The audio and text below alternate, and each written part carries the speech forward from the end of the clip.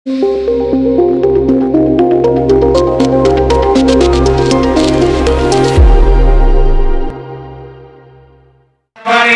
गजरात स्वागत करायचं आहे। यानंतर या शेतकरी मेळाव्याला संबोधित करतील या मेळाव्याचे प्रमुख मार्गदर्शक महाराष्ट्र राज्याचे आपल्या सगळ्यांचे लाडके नेते। अरे राहू दे बाबा,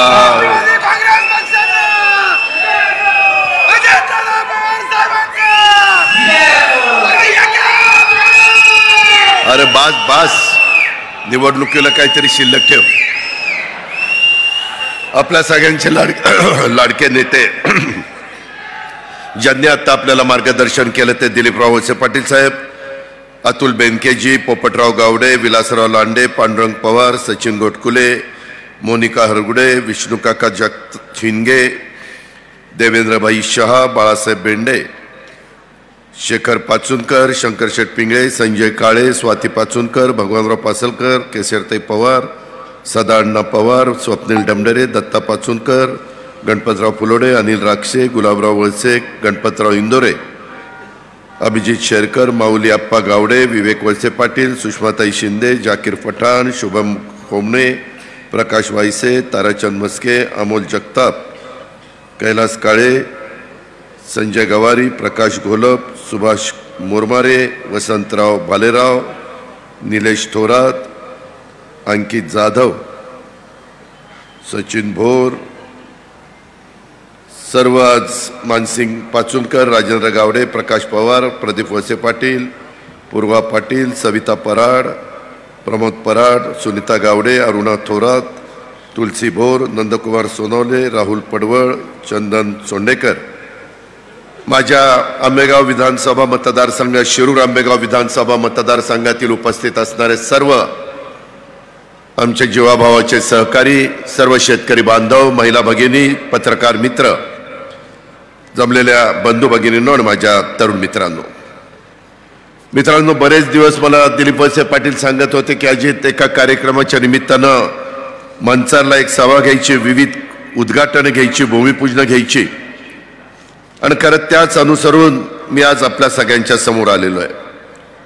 ह्या सगळ्या परिसराला एक ऐतिहासिक, आध्यात्मिक, सांस्कृतिक वारसा असलेला माझा मंचरच्या विकासाच्या दृष्टीनं, तालुक्याच्या दृष्टीनं आजचा महत्त्वाचा दिवस आहे।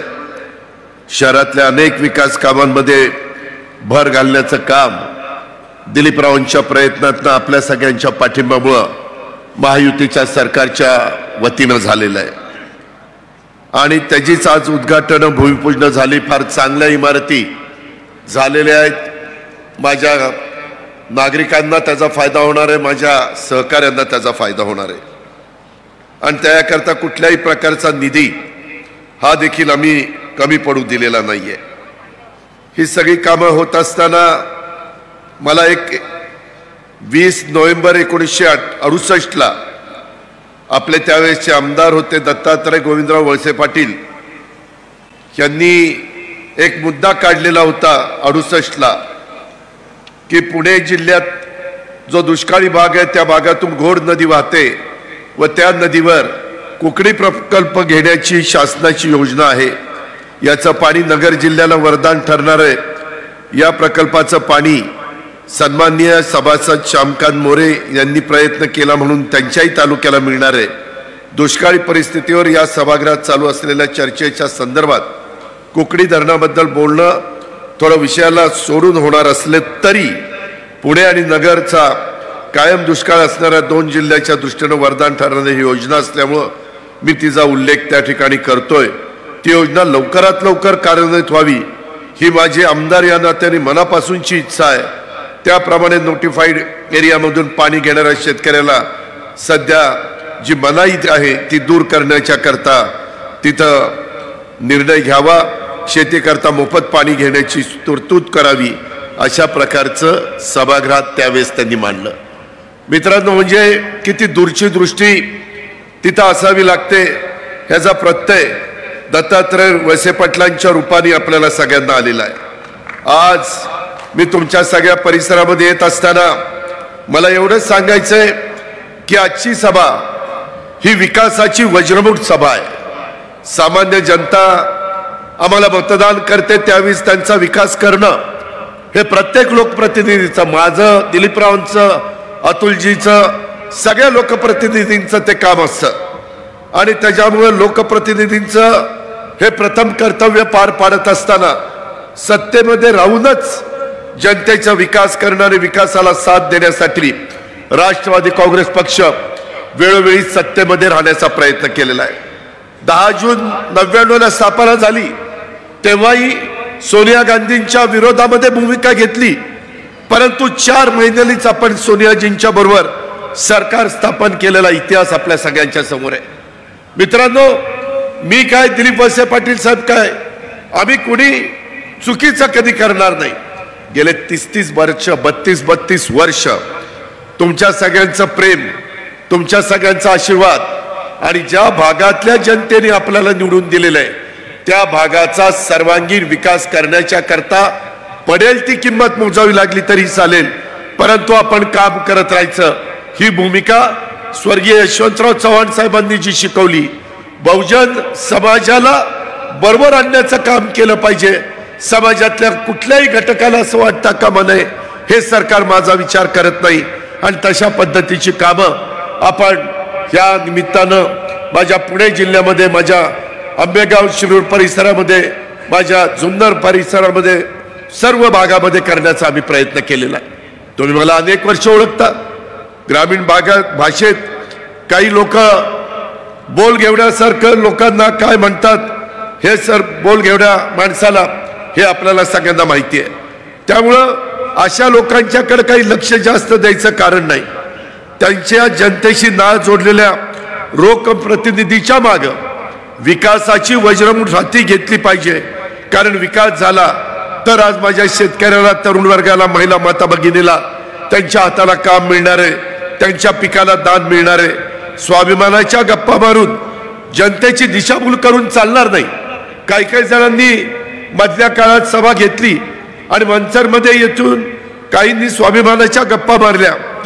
तुम्ही नीट आठवा आंबेगावकरांनो, शिरूरकरांनो, 3 पक्ष फिरून येणाऱ्यांनी स्वाभिमानाच्या गप्पा मारायच्या असतात का? तसेच काहींनी सत्तेसाठी किती कोलाट्या उड्या मारल्यात हे जरा गुगलवर जावा. गुगलवर गेल्यानंतर सर्च केल्यानंतर देखील तुम्हाला कळेल. काही जण एकदमच स्वतःला मोठे समजायला लागतात. ठीक आहे, प्रत्येकाला आपलं मत मांडण्याचा अधिकार आहे. घटनेचे शिल्पकार डॉक्टर बाबासाहेब आंबेडकरांनी तो अधिकार तुम्हाला मला दिलेला आहे. परंतु दिलीपराव काय, मी काय, बाकीचे माझे सगळे सहकारी काय, आम्ही विकासाला साथ देणारी माणसं आहोत. जनता आम्हाला मतदान रूपात आशीर्वाद देतात आणि त्यांना आम्ही विकास कामाच्या रूपात उत्तराई होतो. तो जनतेचा अधिकार आहे. केवळ विरोधाला विरोध करत सत्तेपासून दूर राहून विकास होणार नाही. त्यासाठी सत्तेत राहूनच प्रसंगी 2 हात करत विकास कामं राज्यातल्या प्रत्येक मतदारसंघामध्ये पोहोचवण्याचा करता खरा स्वाभिमान तिथं दाखवायला लागतो. मगाशी मी अतुलचंही भाषण ऐकलं. अतुलनी भूमिका स्पष्टपणे मांडली. काय त्याचं चुकलं? जर ज्या भागाने त्याला निवडून दिलंय त्या भागाचं घास जर कुणी काढून घेत असेल तर तिथल्या आमदारांनी काय गप्प बसायचं? बघायची भूमिका घ्यायची. आज केंद्राकडनं अधिकाधिक निधी आणण्याचं काम राज्यामध्ये आम्ही सत्तेमध्ये गेलेलो आहे. देशातील सर्वात प्रगत राज्य म्हणून शिवशाहू फुले आंबेडकरांच्या महाराष्ट्राकडे बघितलं जातं. राज्यातून तुम्हाला माहिती नाही, मी अर्थमंत्री आहे. तुमच्यामुळं आज जीएसटीचं सगळ्यात जास्त उत्पन्न जर कुठलं राज्य देत असेल, देशात जेवढा जीएसटी गोळा होतो त्याच्या एकटा 16% जीएसटी आपलं महाराष्ट्र राज्य केंद्राला देतं. केंद्र सरकार राज्यांना विकासासाठी आर्थिक मदत करतं, आर्थिक रसद पुरवतं. राज्याच्या विकासासाठी केंद्राकडे प्रसंगी भांडून निधी आणावा लागतो. यासाठी राज्यातील व केंद्रातील सरकार हे एकाच विचाराचं असेल तर त्याचा फायदा अधिक होतो. केंद्र सरकारच्या मदतीनं माझ्या शिरूरचा, माझ्या आंबेगावचा, माझ्या खेडचा, माझ्या जुन्नरचा, माझ्या पुणे जिल्ह्यातल्या 13 तालुक्याचा आणि पुणे पिंपरी चिंचवड शहराचा आणि महाराष्ट्राचा विकास जर करायचा असेल तर का आपण मागे राहायचं? आज आपलं नाशिक, पुणे, मुंबई हा राज्यातील विकासाचा सुवर्ण त्रिकोण आहे। याचाही फायदा जर सगळ्यात जास्त कुणाला होतो तर तो जुन्नर, खेड, आंबेगाव ह्या परिसराला होतो। का नाही करायचं मित्रांनो? काही जण वेगळ्या प्रकारच्या वल्गना करतात, काही वेगळ्या प्रकारची भाषा करतात, परंतु त्यांचं खरं दुखणं वेगळं आहे। हा पण विचार आपण केला पाहिजे। पाठीमागच्या काळामध्ये मी आज तुम्हाला सगळ्यांना आश्चर्य वाटेल, करोडो रुपयाच्या कामांची आम्ही भूमिपूजनाने उद्घाटन केली। तुम्हाला माहिती आहे दिलीप वळसे पाटलांच्या प्रयत्नातनं आपल्या शिरूर आणि आंबेगाव विधानसभा मतदारसंघामध्ये एकूण 653 कामं आणि एकूण मंजूर किंमत 1157 कोटी रुपये विकासाचा निधी आपण त्या ठिकाणी आणलेला।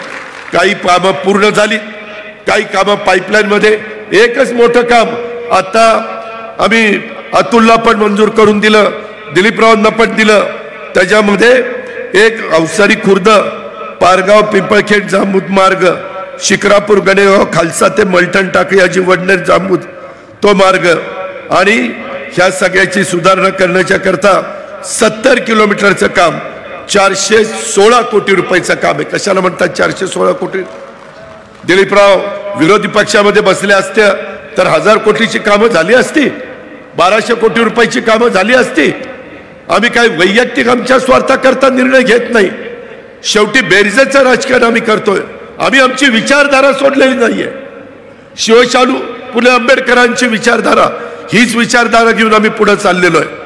आमच्या आया बहिणींना मदत झाली पाहिजे, तरुणांना मदत झाली पाहिजे।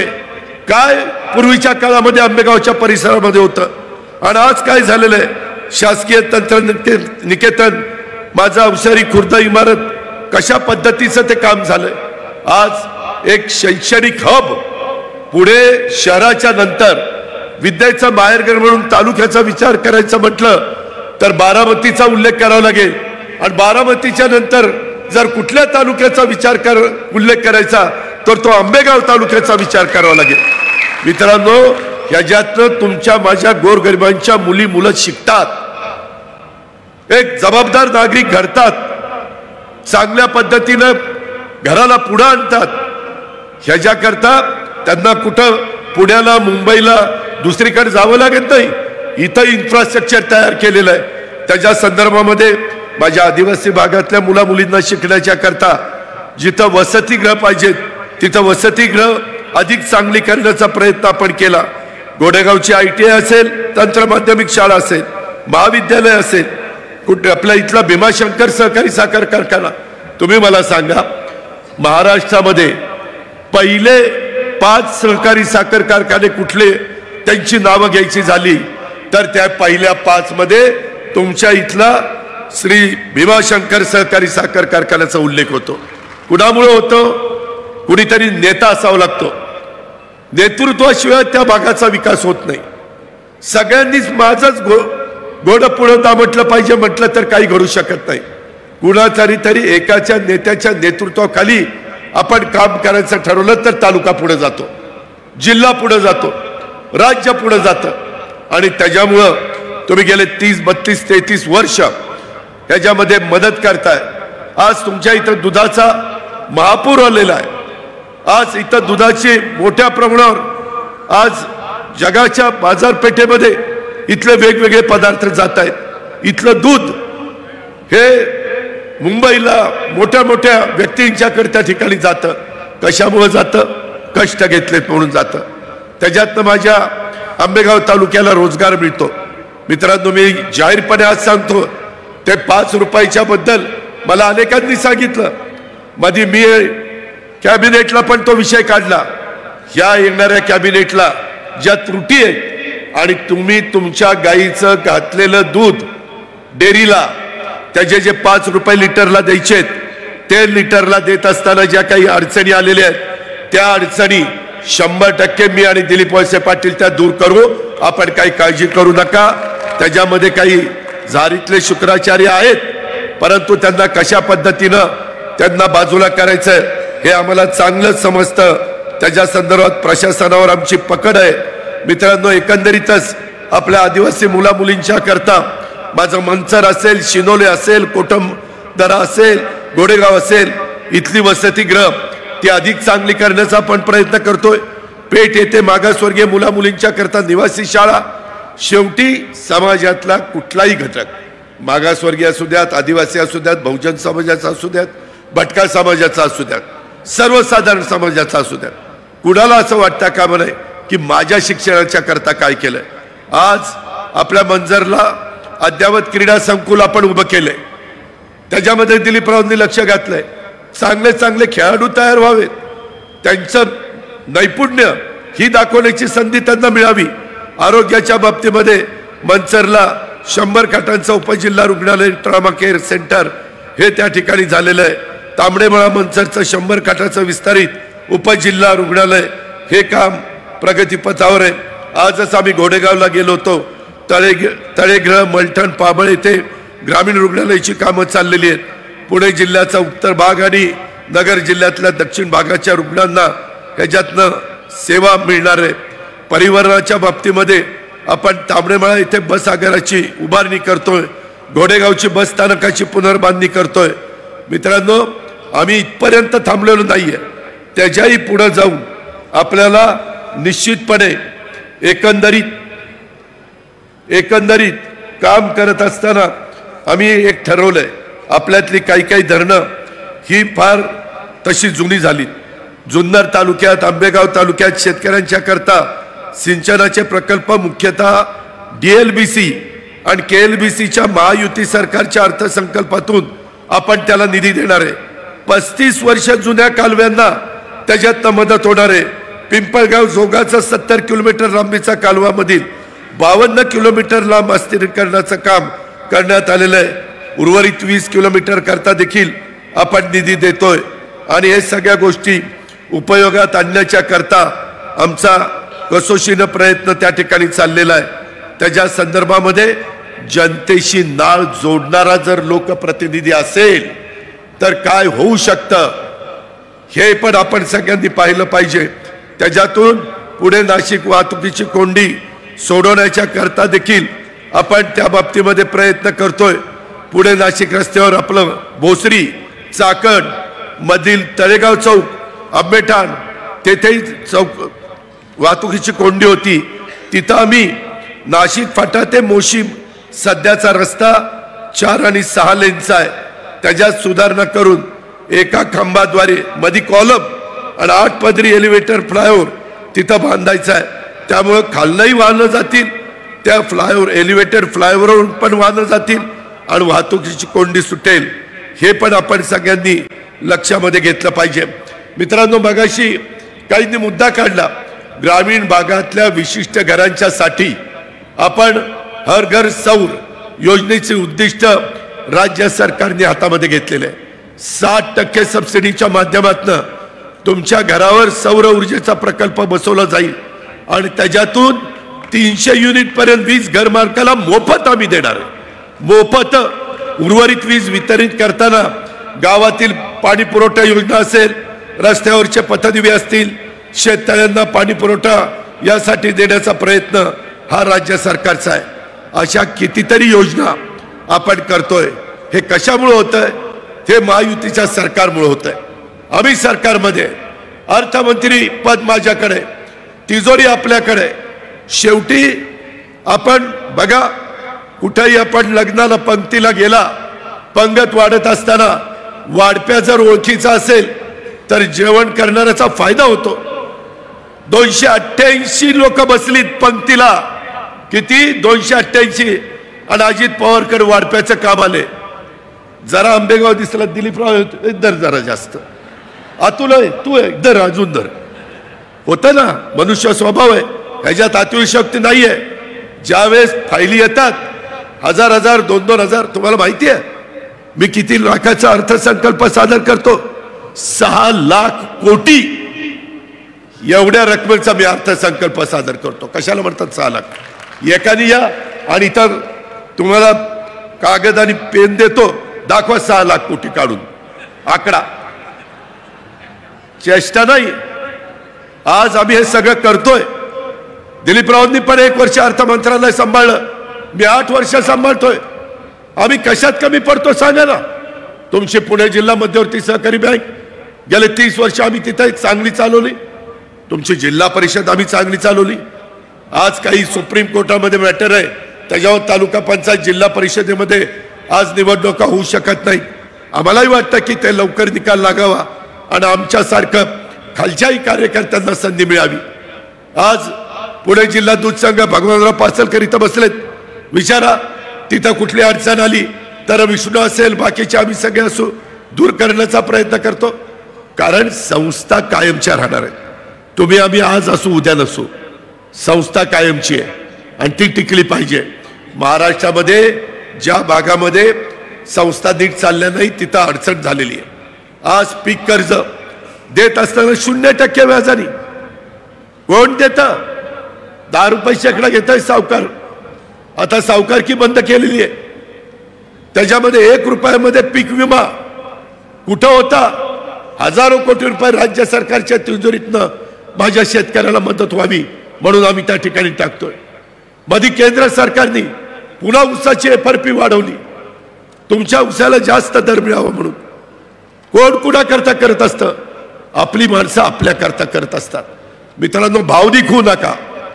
काही जण भावनिक मुद्दा काढतील, काही जण वेगळ्या पद्धतीचं राजकारण करतील. मीच माग 5 वर्षापूर्वी अशाच पद्धतीनं तुमचे आत्ताचे जे खासदार आहेत त्यांना बोलवलं, त्यांना राष्ट्रवादीत घेतलं, त्यांना तिकीट दिलं. जुन्नर-खेड आंबेगावची जबाबदारी दिलीप वळसे पाटलांवर दिली. हडपसर, भोसरी आणि शिरूर जबाबदारी मी घेतली. तुम्ही सगळ्यांनी आशीर्वाद दिले, निवडून आणलं. छत्रपती संभाजी महाराजांची मालिका जोरात चालली होती. मला वाटलं की आता चांगल्या पद्धतीनं काम होईल. परंतु 5 वर्षापूर्वी आम्ही अभिनयाला बोललो, परंतु अभिनय लोकांची करमणूक करतो. खासदार मतदारसंघात 5 वर्षात कितीदा फिरला ह्याची जरा आठवण करा. मी म्हणायचो अरे फिर ना. नाही राव दादा, माझे नाटकाचा प्रयोग आहे, माझी मालिका चालू आहे. मित्रांनो, त्याच्यामुळं अडचणी निर्माण होतात. माझा त्यांना विरोध असायचं काही कारण नाही. पण 2 वर्ष झाली म्हणले दादा आता मला राजीनामा द्यायचा. अरे म्हणलं आत्ता तर करोना संपला आणि आत्ता कुठं कामाचे दिवस आले आणि कशाला राजीनामा द्यायचा? नाही म्हणले दादा राजीनामा द्यायचा. माझ्या धंद्यावर फार परिणाम होतोय, माझ्या कलेवर परिणाम होतोय. मित्रांनो, अशा पद्धतीनं कलेवर परिणाम होणारी माणसं उपयोगी पडत नाही. त्याच्यामध्ये जो उमेदवार निवडून जाणार आहे त्यांच्या विचाराचं केंद्रातलं सरकार असेल तर विकासाला निधी मिळतो, तर त्याच्यामध्ये भांडून निधी आणता येतो. आज पुणे जिल्ह्यातही अनेक आमदार राष्ट्रवादी काँग्रेस पक्षाला दिले. त्याच्यामुळं मी मावळामध्ये निधी देऊ शकलो, जुन्नरला, आंबेगावला, खेडला, ह्या सगळ्या भागामध्ये निधी देऊ शकलो, इंदापूरला, बारामतीला, इव्हन पुण्यामध्ये हडपसरला, तिकडं वडगाव शेरीला. हे आपल्या विचाराची माणसं असली तर होतात. ही गोष्ट आपण लक्षात ठेवा. आणि म्हणून माझी विनंती आहे की कुणालाही त्रास द्यायचा किंवा कुणाला तरी कमी लेखायचं असं आम्हाला कुणाला शिकवण नाही. वडीलधाऱ्यांचा आदर करणारीच आम्ही माणसं आहोत. परंतु वडीलधाऱ्यांनी पण आम्हाला मुभा दिली पाहिजे. आज आम्ही 60च्या पुढे गेलो, कधी राव आम्हाला मुभा मिळणार? 70च्या पुढं लोक म्हणतील आता याला बाजूला करा, नवीन आणा कोणाला तरी. असं चालत नाही. मित्रांनो, एकंदरीत आपण ह्या संदर्भामध्ये काम करत असताना मी सातत्याने माझ्या अल्पसंख्याक समाजामध्ये एक भीती आहे की आपल्याला सुरक्षित राहू का.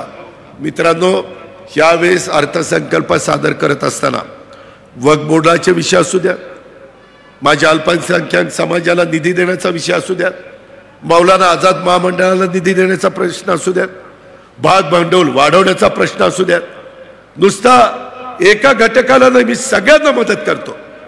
मी कधी जातीपातीचा नात्या गोत्याचा विचार केला नाही. तुम्ही माझी 30-32 वर्षाची राजकीय कारकीर्द पहा.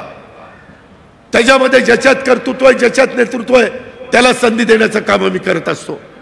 मधल्या काळामध्ये मातंग समाज मला म्हणायचा, दादा आम्हाला बार्टीमधनं जेवढं आम्हाला मिळालं पाहिजे तेवढं मिळत नाही. शेवटी आम्ही त्यांच्याकरता आरटी आणलं. मराठा समाजाच्या करता सारथी, ओबीसी समाजाच्या करता महाज्योती, मागासवर्गीय समाजातल्या काही घटकांना बार्टी, मातंग समाजाच्या काही लोकांच्या करता आरटी, त्याच्यात बहुजन समाजाच्या काही लोकांच्या करता अमृत, अशा वेगवेगळ्या योजना आणल्या. कशा करता आणल्या? कुठल्याही समाजामधला गरीबातला गरीब मुलगा किंवा मुलगी, आई वडील गरीब आहेत म्हणून मला शिकता येत नाही, अशा प्रकारची भूमिका त्याच्यावर येता कामा नये. म्हणून हे सगळ्या खटाटोप आम्ही करतो. याही गोष्टीचा विचार आपण सगळ्यांनी ह्या निमित्तानं केला पाहिजे. मित्रांनो, आम्ही काय चूक केली? आज मी पण जीवाला जीव दिलेला आहे. त्याच्या संदर्भात पार्टीची उभारणी करत असताना समजा अजित पवार चुकला, दिलीपराव पण चुकले, छगन भुजबळ पण चुकले, हसन मुश्रीफ पण चुकले, प्रफुल्ल पटेल पण चुकले, धनंजय मुंडे पण चुकले, सुनील तटकरे पण चुकले, संजय बनसोडे पण चुकले, ते आदिवासी भागातले आमचे बाबा आत्राम पण चुकले, दिंडोरीचे आमचे उपसभापती नरहरी झिरवळ पण चुकले. अरे एखादा माणूस चुकेल, सगळीच कशी 50च्या 50 आमदार चुकतात होय? याचा विचार करा ना.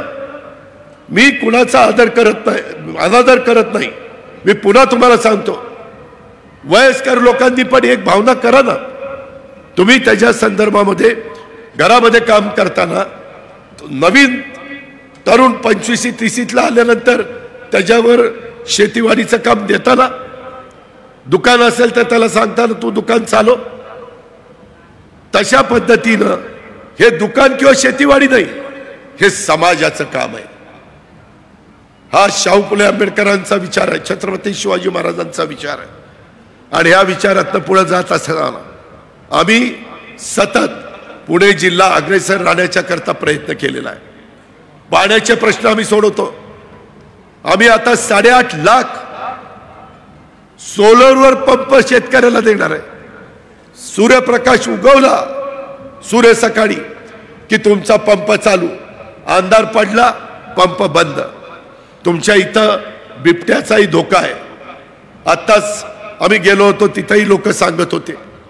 शेवटी काही वन विभागाचे कायदे आहेत, त्याच्या संदर्भामध्ये वन्य प्राण्यांना पण संरक्षण दिलं पाहिजे. पण वन्य प्राण्यांना संरक्षण देत असताना आमच्या कुठल्या मानवाचा पण जीव धोक्यामध्ये जाता कामा नये, याकरता पण आमचे प्रयत्न चाललेले. मित्रांनो, अशा अनेक गोष्टी, मी कितीतरी गोष्टी 2-2, 3-3 तास बोलायचं म्हटलं तरी तुम्हाला या सगळ्या गोष्टी सांगू शकतो.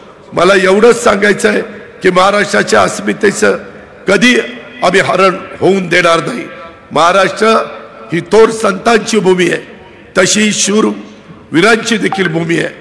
शिरूर तालुका हा छत्रपती शिवाजी महाराज, छत्रपती संभाजी महाराज यांच्या पावनभूमीतील मतदारसंघ आहे. 2 दिवसापूर्वीच आम्ही छत्रपती संभाजी महाराजांच्या वडू तुळापूर इथं 397 कोटी रुपयाचा विकास आराखडा, त्याला आम्ही मान्यता दिलेली आहे. त्याच्या संदर्भातलं आपलं काम चाललंय. मित्रांनो, एवढंच नाही तर जी स्मारक आहेत त्या सगळ्या स्मारकाच्या बाबतीमध्ये आम्ही ह्या सगळ्या गोष्टी मनावर घेतलेल्या आहेत. मला अशाच एक दिवस आमचा अतुल सांगत होता की दादा, ही सगळी कामं करत असताना तुम्ही त्याच्या संदर्भामध्ये आणखीन काही लक्ष देण्याची गरज आहे. म्हणलं काय झालं? ते म्हणलं की दादा, जिथं हिंदवी स्वराज्याचे संस्थापक छत्रपती शिवाजी महाराज यांनी जे काम केलेलं आहे, पुढच्या पिढीला देखील त्यांचा आदर्श हा सतत डोळ्यासमोर राहिला पाहिजे, त्याकरता तुम्ही आम्हाला मदत करा. मित्रांनो, त्या पद्धतीनं यंदाच्या अर्थसंकल्पामध्ये देखील मी ह्या कामाच्या करता निधी त्या बाबतीमध्ये ठेवलेला आहे. कुठल्याही बाबतीमध्ये कुठल्याही आमदाराला नाराज करण्याचं काम मी केलं नाही. महात्मा फुले वाड्याचं जतन करण्याचं काम असू द्यात, मावळचं सदुंबरे संत तुकाराम महाराजांच्या टाळकऱ्यापैकी असलेले संत जगदाणे महाराज त्यांचं समाधीचं काम असू द्या, सावित्रीबाई फुलेंच्या स्मारकाचं काम असू द्या, हुतात्मा शिवराम हरी राजगुरू स्मारकाचं काम असू द्या, कुठल्याही कामाच्या संदर्भात आम्ही मागं हटलेलो नाहीये. कारण ही सगळी कामं चांगल्या पद्धतीनं झाली पाहिजेत ह्याबद्दल दुमत असण्याचं काही कारण नाही. आणि म्हणूनच ही सगळी कामं आपण हातामध्ये घेतलेले आहेत. ह्याही गोष्टीचा उल्लेख मी आवर्जून ह्या बाबतीमध्ये करीन. मित्रांनो, आता लवकरच महाराष्ट्रातल्या 48 जागा ह्या महायुतीच्या कोणत्या जागा कुणाकुणाला द्यायच्या ह्याच्याबद्दलचा निर्णय होणार आहे.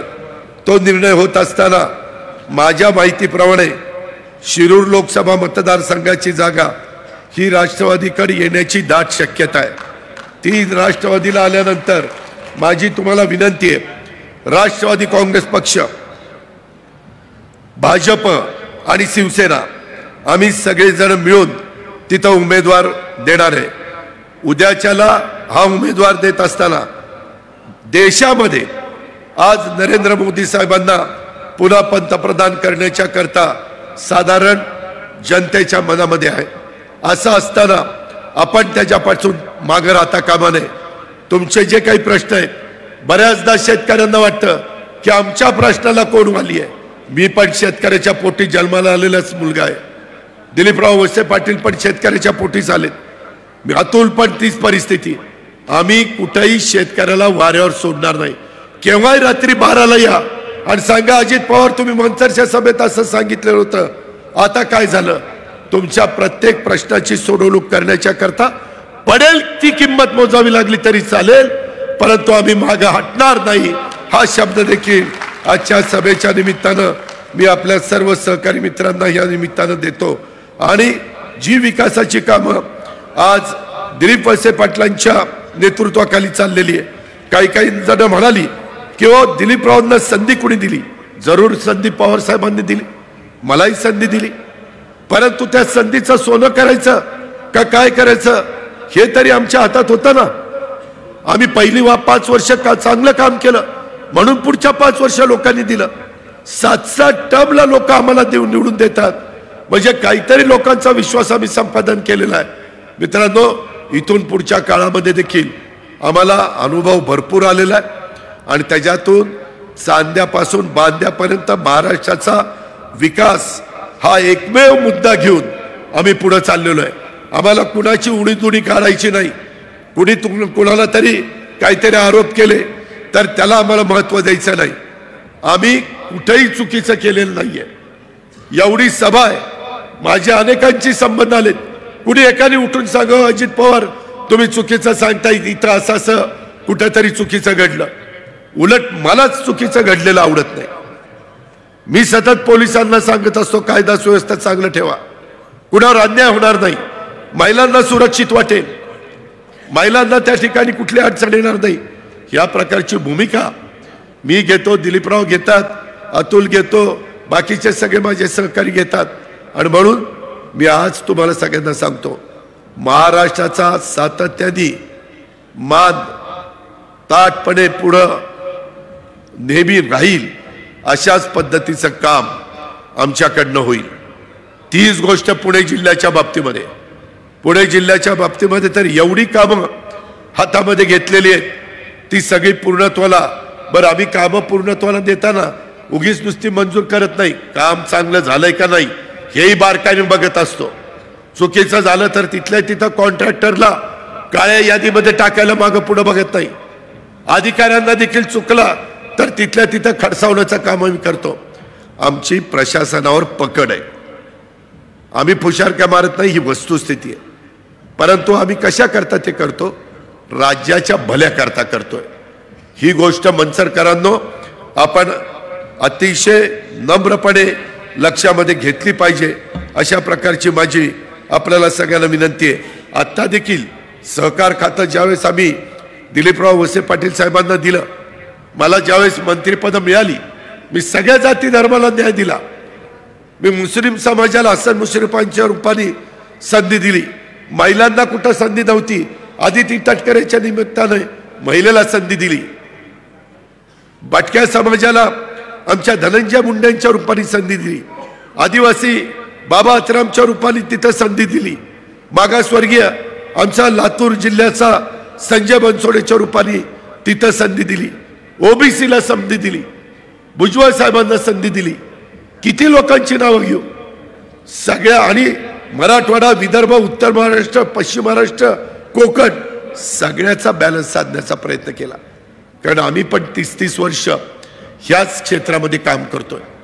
ही गोष्ट देखील मंचरकरांनो आपण लक्षात घ्या. आता देखील दिलीप वळसे पाटलांच्याकडं जो सहकार विभाग दिलेला आहे त्या सहकार विभागामधनं त्यांनी आता बग्यासपासून सहवीज निर्मिती होते, त्याच्यातनं जरा साखर धंदा अडचणीत आला, त्यांनी युनिटला ₹1.5 अनुदान देण्याचा निर्णय घेतला. म्हणजे उद्याच्याला 6 कोटी युनिट भीमाशंकरनी तयार केले तर भीमाशंकरला सरकार ₹9 कोटी त्या ठिकाणी देणार. माझ्या भीमाशंकरच्या शेतकऱ्यांचाच भाव वाढायला मदत होईल ना. हीच गोष्ट विग्नरच्या बाबतीत, सगळ्या कारखान्याच्या बाबतीत आपण भेदभाव करत नाही, सगळ्याला न्याय सारखा, कारण शेवटी राज्य सर्वांचं आहे. या गोष्टीचा पण आपण सगळ्यांनी विचार केला पाहिजे. पतसंस्थांचा पण विचार दिलीपराव वळसे पाटलांनी केला. मधी आम्ही 19 तारखेला आलो होतो. आपल्या 19 फेब्रुवारीला शिवजयंती होती.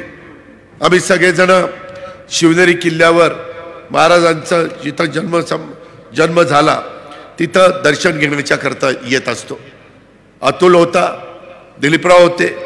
त्यांनी सांगितलं मला, मुख्यमंत्र्यांना आणि उपमुख्यमंत्र्यांना, पाठीमागं आंबेगाव जुन्नर तालुक्यामध्ये हिरडा पिकाचं मोठ्या प्रमाणावर नुकसान झालं 2020ला, जून 2020, आणि त्या नुकसान झालेल्या शेतकऱ्यांना 15 कोटी रुपये इतकी रक्कम दिली गेली पाहिजे.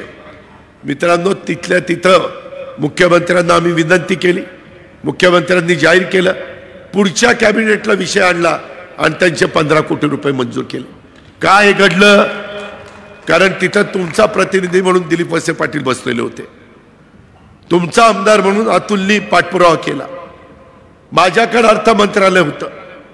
मित्रांनो, शेवटी प्रश्न असे सुटत असतात.